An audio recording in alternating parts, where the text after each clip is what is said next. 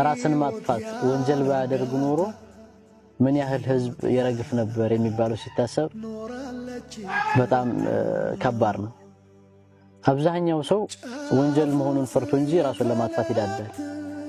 ከመከራዎቹ ከሚያሳልፋቸው ህይወት ውጣ ውረዶች አንፃር መሞት ይመኛል። ስለሌለህ አይደለም የሚከፋ ወይም ደግሞ ስለሌለህ አይደለም ኑሮ የሚያስጠላ።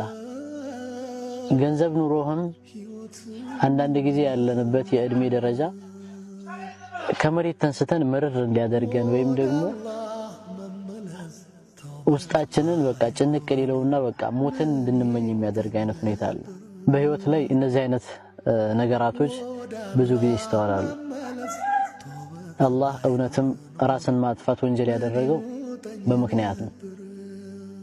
ወንጀል ባይሆን ኖሮ ብዙ ሰዎች ያልፉ ነበር፣ ብዙ ሰዎች ይሞቱ ነበር፣ ብዙ ሰዎች ራሳቸውን ያጠፉ ነበር። ማንም እንደዚህ ወጥቶ አይመለስም ነበር። ምክንያቱም አንተ ያለህን ችግር ለቤተሰብ መናገር አትችልም። ብትናገርም ደግሞ ላይረዱ ይችላሉ። የምትውለው ከጓደኛ ጋር ነው፣ አሊያም ደግሞ ጓደኛህም ከዳተኛ ወይም ደግሞ ማይታመን ላንተ ቦታ የማይሰጥ ከሆነ ራስህ ጋር ብቻ ስታብሰለሰል ትቆያለህ።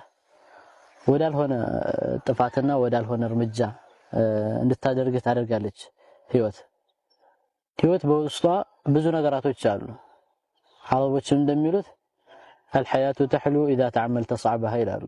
ህይወት መራር ተግባሮቿን ወይም ደግሞ መራር ጊዜያቶችን ታግሰህ ካለፍክ በእርግጥም ጣፋጭ ትሆናለች። መራር ጊዜያቶቿ ግን ከበድ ሊሉ ይችላሉ። አላህ Subhanahu Wa Ta'ala የተለያዩ ነገራቶችን ሲያመጣብን